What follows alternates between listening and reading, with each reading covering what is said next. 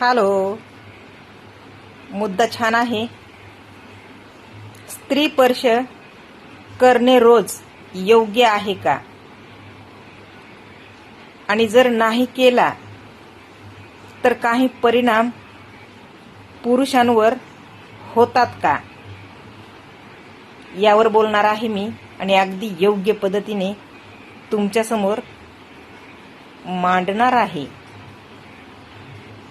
ज्यांना रुची आहे अशा मुद्द्यांमध्ये त्या लोकांचं माझ्या चॅनलवर स्वागत आहे आणि ज्यांना रुची नाही त्यांनी ते आताडे शिजवून खाणाऱ्या लोकांच्या चॅनलवर जावे असं मी नमूद करते. आणि माझ्या मुद्द्याला सुरुवात तर करणारच आहे. तर बघा, रोज रोज स्त्री स्पर्श करणे योग्य आहे का? काही परिणाम पुरुषांवर होतात नाही केल्याने. तर परिणाम नक्कीच होतात. पुरुषांवर पण होतात आणि महिलेवर पण होतात. महिलेवर खूप वाईट परिणाम होतात आणि पुरुषांवर त्याहूनही अधिक वाईट होतात. ते कसे? हा अनुभव माझ्या नवऱ्याचा आहे. नवऱ्याचा. कळलं का?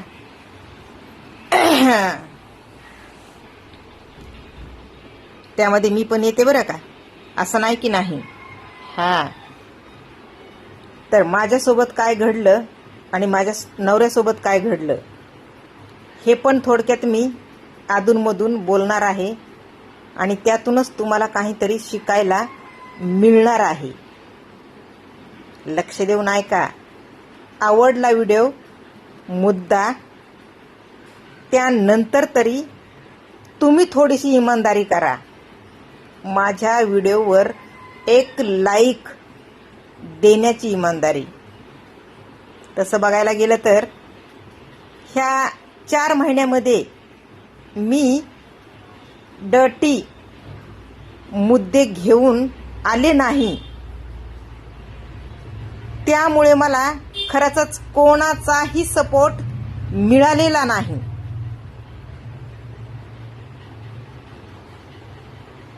आणि सपोर्ट मागितल्याने मिळत नाही याची जाणीव पुरेपूर झालेली आहे मला. सपोर्ट मिळवण्यासाठी आपल्या स्वतःलाच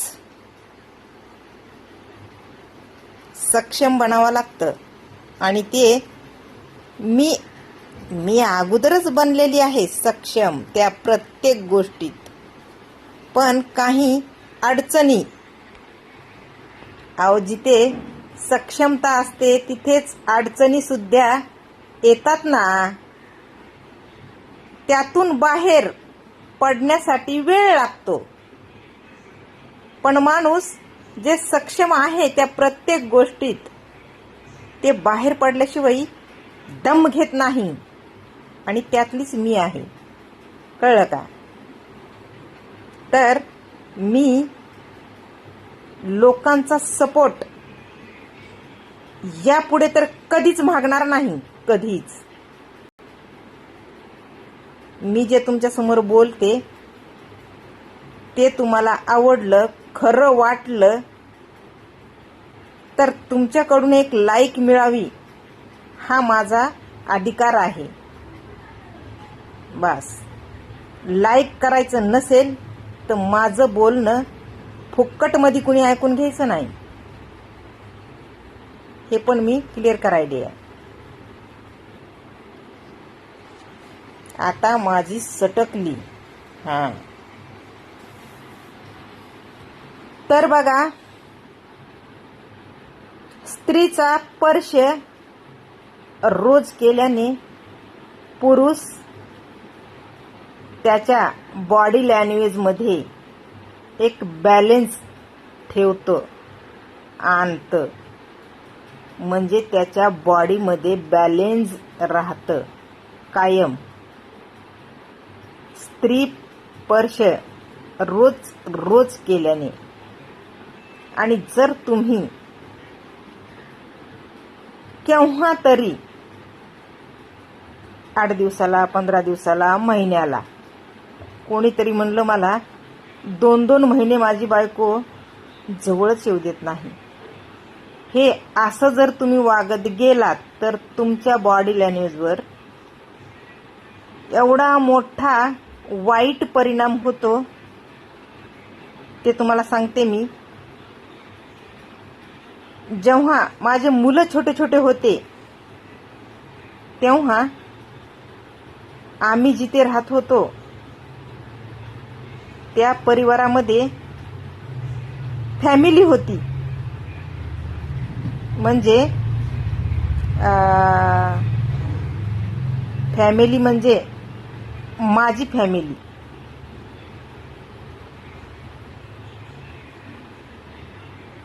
माझे भावंड, माझे आई वडील, अजून माझ्या आई वडिलाची मामी, तिचे नातवंड, माझ्या आईच्या भावाचे मुलं मुली, एवढी मोठी फॅमिली. आणि मग त्या फॅमिलीमध्ये लग्न माझंच झालेलं होतं आणि मी अशी नेमकीच त्या वयात आलेली होते. आणि नवरा बायको आम्ही एकांतात कसं राहायचं. नवरा हालचाल करायचा, पण एकतर मी कमी वयाची होती हो. तुम्हाला विश्वास नाही बसणार, पण मी कमी वयाची होते. आणि मला माझी मुलगी झालेली होती. आणि त्या मुलीचं एक पालन पोषण माझी आई करायची. एवढी सुद्धा मला समज नव्हती की लहान मुलांना कसं हँडल करायचं. लहान मुलांना कधी काय भूक लागते, कधी काय पाहिजे, का रडतंय, ह्याला काय करायचं, ह्याला कसं घ्यायचं, ह्याला कसं पाजायचं. माझ्या आईनं शेळीचं दूध आणून कापसाच्या बोळ्यानं माझ्या लेकीला पाजलेला आहे. पण मी पाजत नव्हते, कारण की मला गुदगुल्या होत होत्या, मला लाज वाटत होती, मला स्पर्श चांगला वाटत नव्हता. आगाव, पहिल्यापासून आगाव. गायकवाड वंदना पुरुषांसारखं कुस्ती खेळून अशी म्हणजे फुल मज्जा घेतलेली लहानपणी. कुस्ती कोणासंग खेळायची माहितीये? अहो, छोट्या छोट्या नंदा होत्या माझ्या. आणि ते नवरा कुस्ती लावायचा, माझा नवरा. काय सांगावं तुम्हाला. संध्याकाळच्या टायमाला असंच उगा आपलं खेळ चालू होता. सासरी बी माझा घागरीला बेगड बांधायचं आणि त्याचं ढोलकं करायचं. आणि दिरांनी, माझ्या नंदांनी, दुसऱ्या इतर मुला मुलींनी गोल राऊंड मध्ये बसायचं आणि जसं जमतंय तसं भुकायचं. गाणे म्हणायचे व काही बी, मग ते गाणे कसले बी. तर हे असं करता करता मन मिळत गेलं आमच्या दोघांचं, नवरा बायकोचं. आणि त्यामध्ये मला मुलगी झाली. मुलगी झाल्याच्या नंतर फॅमिलीमध्ये पुन्ह्यांदा नवरा बायकोने कशी सुरुवात करायची, त्या परशाची लय मोठं संकट होतं माझ्या पुढं. माझ्या नवऱ्याच्या पुढं संकट फक्त एवढंच होतं की हिला कवा गाठू, हिला कवा गाठू, मोक्काच धुंडायचा ते. आणि मग मी मेळच नाही लागू द्यायचा जास्ती करून, कारण की घरामध्ये कुणी ना कुणी असायचं दिवस रात्र. त्याच्यामध्ये माझ्या नवऱ्याला सवय ती बाहेरची नव्हती लागली हो. माझ्या नवऱ्याला ते मन मारायची सवय लागली, मन मारायची. किती बी असा ताईट उभा राहिला तरी बी झोपी जायचा बिचारा.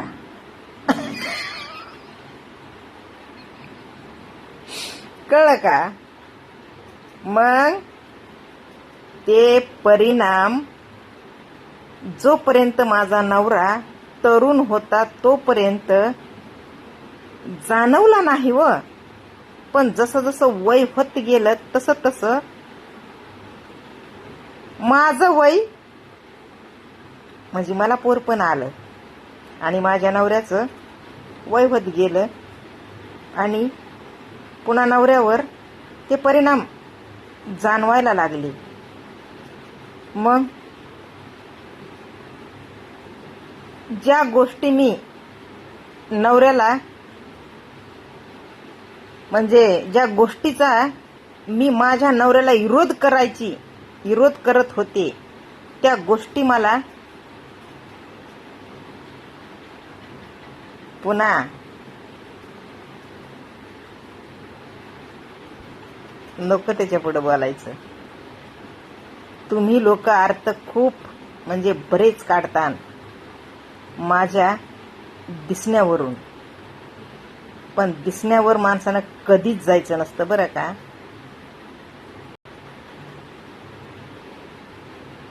चाल चलणूक वागणूक आणि खास करून हे अंतकरण वळखायचं असतं. माझ्या नवऱ्याचं जितक्या पटीनं मी मन मारायला शिकवलं तितक्याच पटीनं मन मारावं लागतं.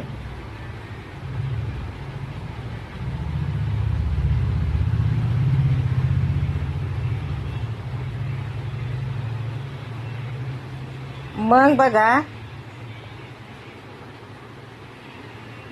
असं करून करून करून करून ते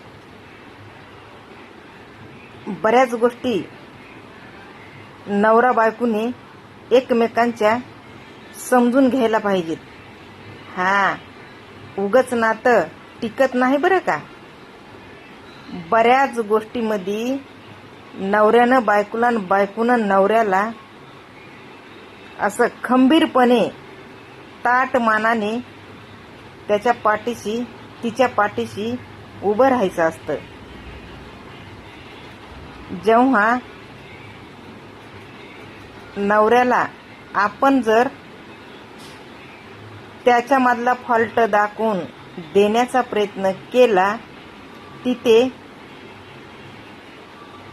नवऱ्याच्या मर्दानगीचा सवाल येतो आणि ते सहन कुठलाही नवरा करू शकत नाही.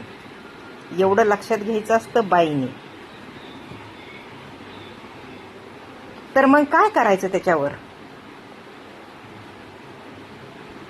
तर ते सुद्धा एक बाईच्या हातात आहे. बाईच्या, जे मी करून दाखवलंय.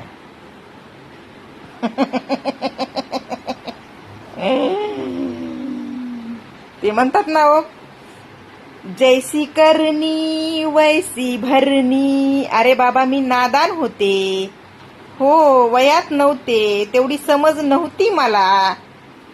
आणि तितक्यात नवऱ्याने मला चुचकरून नादाला लावलं. कळलं का? पण फॅमिली मॅटर असतो बरं का. फॅमिली मॅटर म्हणजे अडीअडचणी वागण्यामध्ये. आणि त्याच्यामध्येच माझ्या नवऱ्याचं एक लॉस काही टायमासाठी झालेलं होतं. तर बघा, मुद्द्याचं बोलते मी. तसं जर झालेलं असेल तर त्या बायकोने नक्कीच सुरुवात करायला हवी. नवऱ्याला एक त्याच्या मनामध्ये तशा भावना नक्कीच बायकोने आणायला पाहिजेत बरं का. बायकोने आणायला पाहिजेत. त्याच्यात काय लाज आहे? आपल्याला काहीतरी काय, अहो, पुरुषांपाशी सगळं काय असू द्या,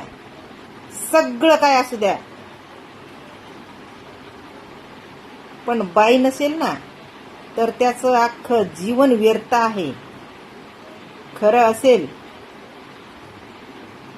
तर कमेंट करून मला नक्की सांगा, वंदना खरं आहे म्हणून. खोटं असेल तर अगं ये वंदे, काय बोलतेस तू हे, असं म्हणा. हरकत नाही. पण पुरुष बाई दोघंही एकमेकांसाठी तितकेच महत्वाचे आहेत. म्हणून म्हणते, जर तशा काही अडचणी तुम्हाला बी आलेल्या येत असतील तर तुम्ही नवरा बायको नक्कीच एकमेकांना वेळ द्यायचं टाळू नका प्लीज. बरंच काय भोगावं लागतो पुन्हा जेव्हा आपल्याला त्या भावना कळायला लागतात ना, तेव्हा सगळं उलटसुलट घडतं पुन्हा आपल्या संग. तड होतं पुन्हा. कळलं का? हा, काही ठिकाणी पाऊल चुकीचा टाकतात लोक. तसं करू नका. एकमेकांना सपोर्ट करा आणि पुन्ह्यांदा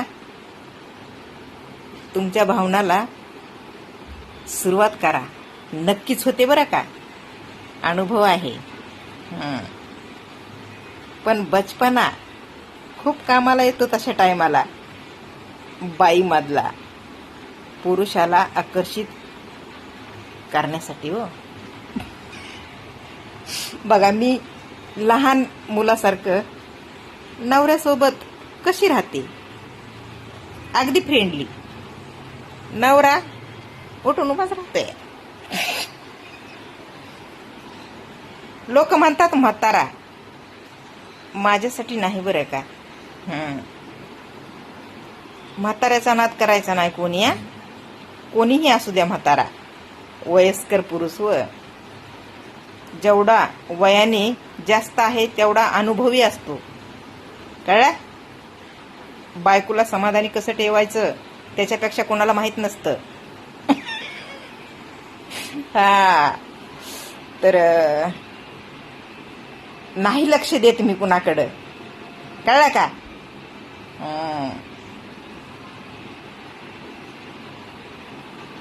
टाइम संपायला पटापट.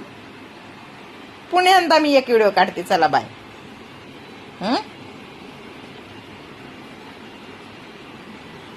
तुम्ही रोज स्पर्श करा एकमेकांना. लास्ट वॉर्निंग आहे माझी. खरं सांगते. हा.